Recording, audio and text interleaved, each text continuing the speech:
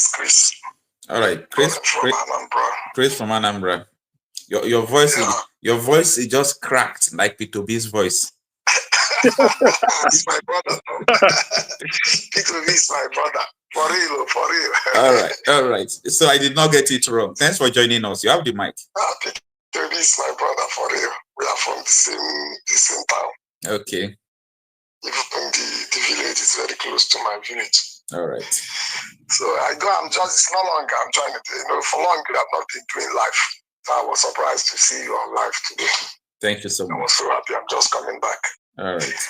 I just want to share some information, even though I've not really followed you from beginning to know the real discussion. All right, share with us. But just some information because I used to tell you that there's this Fulani Alhaji that me and him we are very close. Yeah. Because I find out that everything that man said that time, all of them is almost have happened. Because that time, even when Boko Haram is only Boko Haram as of about 9 years ago, the man used to tell me. Can you share with us? I forgot. Can you share with us again what he told you? I'll give you time to do it. Okay. The man told me, he used to brag. He would tell me that they will take over Nigeria, that they will take over, that they are in army, that they are in this, that nothing anybody can do. Mm-hmm. That I used to see it as joke that time. Yeah. He would tell me that as far as Fulani is concerned, that they will take over Nigeria. That every other people, that they will be like Dubai, or this prince that we used to have in Dubai. That Fulani will be like those prince, other people will be like other Nigerians, will be like foreigners that will be serving them. Mm-hmm. Are you getting it? Okay. So you'll be saying it that time. I'm not into the social media much. So I used to think that thing is joke, not until all these things start to happen. You'll be saying it that they are the owner, they are the original owner of Nigeria, that there's nothing anybody can do, that they will take over Nigeria. That's they are like all these Dubai prince. Other people in Nigeria will be serving them. That is after they have taken over, they will now allow other people to stay. Then they will now make Nigeria good, but other people will be serving them. All these things, I used to say them. And he said that they will take over. So now I see all these things happening. So that is why there is something that the man said I remember that made me to call you. Okay. And I believe that thing is for middle belters. Because that time I used to ask the man, I said, why is it that when you come to the northern Nigeria, almost everything is Fulani, or the whole position, the whole president. He told me that time, he said that Fulani, that they used to plan ahead, that if they want to carry out something now, 50 years, that they will plan it. And that if you kill a Fulani man, that they don't forgive, even if it's 100 years, that they will retaliate. It's from his mouth I hear for the first time the story that jihad, that middle belters is the people that killed one of their sultan or something like that, or one of their leader that time. And he said that they must retaliate. That's that thing that middle belt did to them, that they killed their leader. That I should watch out, that they will, even if it's 100 years, that they will retaliate, that they will still kill them and take over their land. Then he said to me that with time, whenever they are approaching election, because I asked him, I said, why is it that it's only when you look, whenever election is coming, even without being told, the only people that you will see that is qualified in the north will be Fulani. He said that they are doing it on purpose. That they normally kill those that they find out that those people that with time, as you are growing politically, if they find out that that person is growing politically, that they will kill that person whenever election is approaching. That they will kill those that they felt that will be other people, whether from middle belt or from other places. If they find out that those people can be a problem, that they will kill them ahead. Are you getting what I'm saying? Yeah. That they will take them away. He did not mention kill, but he said that they will take them away in order to make sure that it's only Fulani, and that it will continue to happen. That I should be watching any time. So why am I sharing this? The middle belters should watch out. After this, even if Tinubu win 2027, from 2027 ahead, anybody that is not in Fulani, that they find out that person may be a stumbling block, or that can stand to contest against any Fulani, watch out. Something will happen to that person. They will do it ahead of time. I'm saying what the man used to tell me that time. That they will do it ahead of time. That they have people that they train to carry out such a thing. They have people that is well trained to carry out such a thing. That they are in army, they are in anywhere. You know, it's a very elderly man. The man is up to 70 that time, but if you look at him, he's very strong. You will not even know that he's more than 70. Wow. He used to drive himself from north to come to our place. They are very good friends. So why I'm sharing this now is that all those things that man told me is almost happened. And watch out now.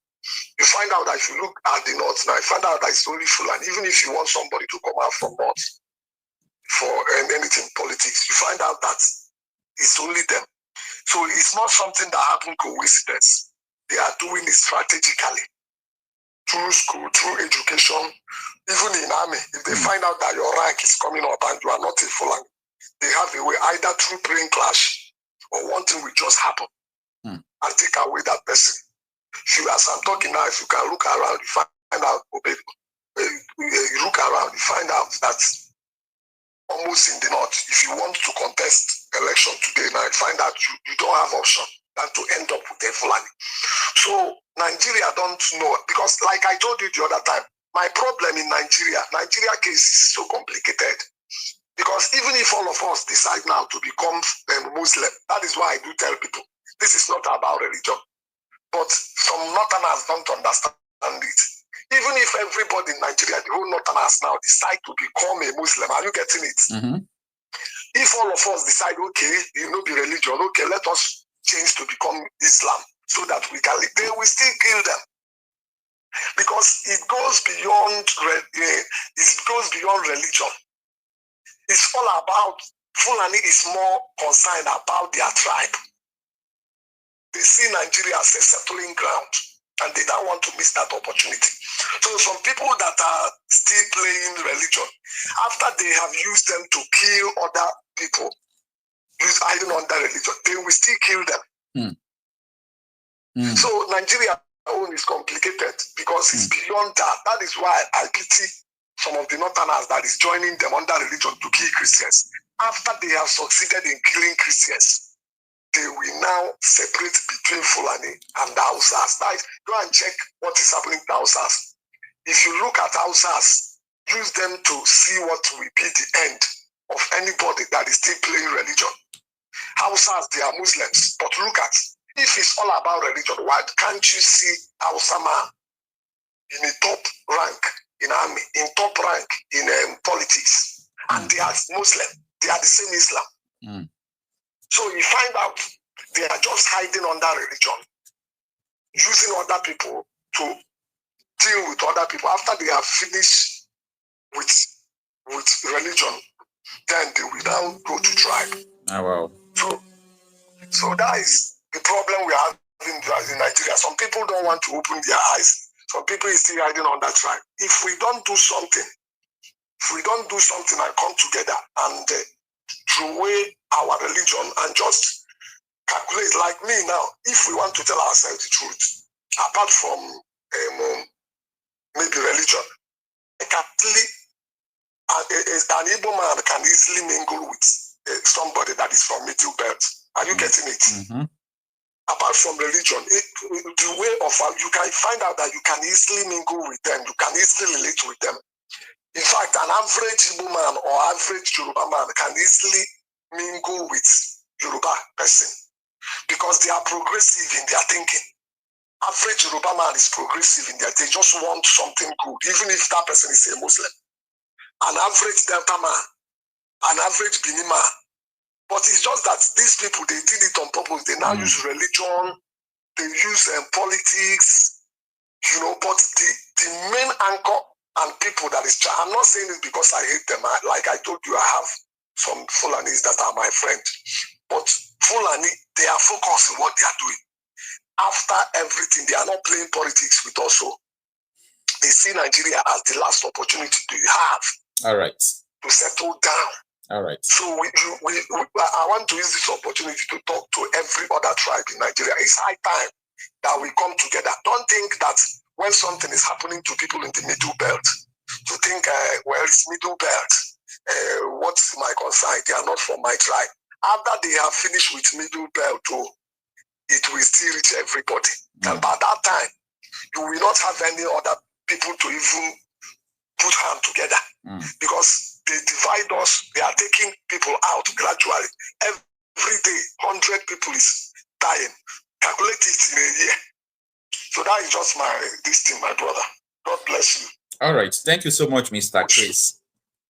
Yeah, God bless you. All right. Mr. Christian, you listened to what he said, right? Yeah. You can unmute yourself, Mr. Christian. I can't hear you. Oh, sorry. Yeah, okay, I've done that for you. Yeah, so bro, the question after him saying all these good things, all this analysis, the question should be, what is the solution? Because I hear him saying we should come together.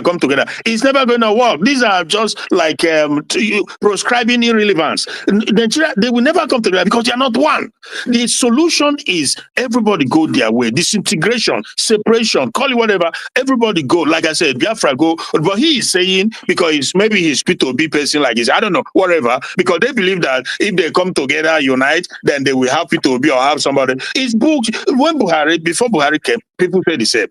Buhari destroyed, finished. They went to the book of people say he's going to be Jagababla. Even if you bring P2B, these are no solution. The lasting solution is Yoruba, Oduduwa, go sort yourself however I suit you. Biafra, go sort yourself. Benin, if you go sort, if you want to whatever, that is it. But this one say, make we no call and Fulani. Fulani, let me tell you, the leaders of Fulanis, they are the champions of the destruction. The Sultan of Sokoto, you saw what happened recently when Sultan of Sokoto, according to Mayagu, he said Sultan of Sokoto, he said that social media is a terrorism. He called, but do you know why? Do you know why he's saying that? Well, is the level of pain and frustration. These guys are frustrated that their dark deed, all their evil deed that were hidden, social media has given light to expose their darkness. That is why he's so frustrated. One single thing that happens, blow up everywhere, the whole world. They see in a jiffy. He has spread all over the world. If it was the dark ages, before you know, they would have taken over Nigeria much longer, and nobody will know. Because but social media has come to expose everything, and that is why the Sultan is so frustrated. You can feel the level of frustration because every day people are seeing what their people, and these are the people. He's one of the #1 championing Islamization. But like this brother said, they are using Islam to push their own agenda because that is how they use Islam against Hausa. They use the same thing against Yorubas and Kwara. You know, so in a way, it's a lesson for the Yoruba Muslim that if you are supporting them because you be Muslim, by the time they succeeded, they will subjugate you. You go be their slave. Thank you so much, bro. All right, Mr. Christian, thank you very much. All right, let's turn to the mind of our political class because I do speak with a lot of them. A lot of them recently, before I don't have many friends who are politicians, but recently some persons will call me, will talk, I don't know them before, introduction, blah, blah, blah. But I discovered most of them are telling me, oh, coach, I do see your videos, you see, all these things you people are talking is true. Then I will tell you, okay, if it is true, with your class, why can't you always speak up? You say, no, for political reason. Do you understand? Okay, yeah. You know what is going on as a House of Rep member. You know what is going on, but you can't come out to speak. You say, for political reasons. So these people are playing politics to the detriment of their people. Because they are benefiting. They care about themselves. Yeah. And that is why I am telling everybody that find themselves in this geographical area called Nigeria, let me tell you, that your politicians, as low as they are, including some commissioners, all their target is abroad. And I will tell you the reason why. They build houses in abroad, they buy, their children, they send them abroad. Their medical doctors are in abroad. Their main bank account is in abroad. Their miscellaneous account that they can use to do runs, carry girls is just in Nigeria. Everything they have is domiciled in abroad. I want to let you know something. If they ever believe that this nation is going to prosper, why would they put everything they have in another basket? Okay. And that is where the knowledge of the wisdom of Solomon came, where he told us that those who cast their eggs in different baskets, they do so because they don't know the one that is going to break.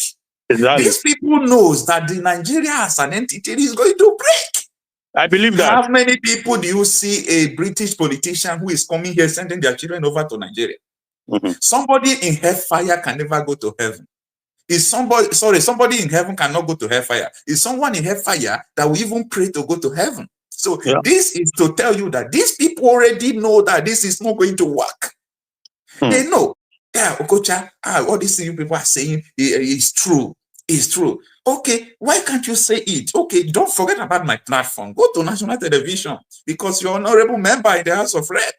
Without honor. Now go to Arise News or go to Channel Television. No, for political reason. No, 2027 is coming. You don't know what to say now.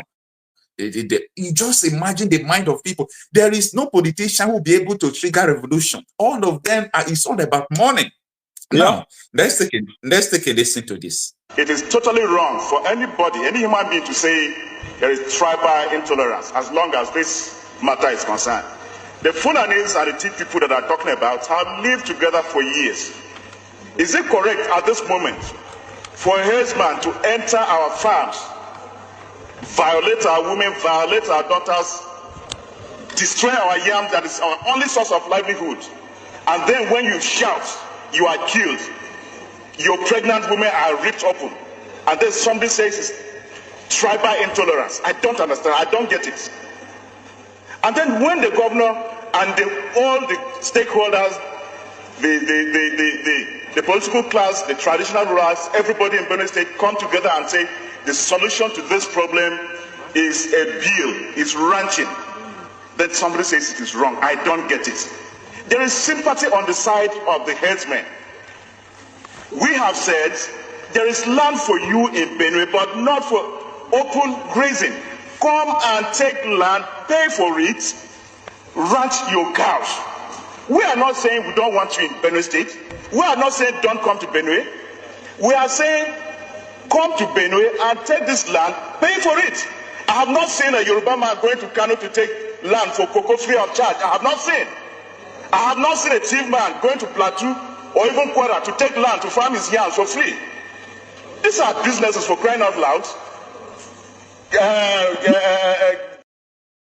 Now, there is something I want to draw people's attention to. You see, this man is one of the House of Rep member in one of the Benue's constituency, okay, in a former chamber. Now, he is saying something that he came out to say that my people are dying. The Fulani is killing my people.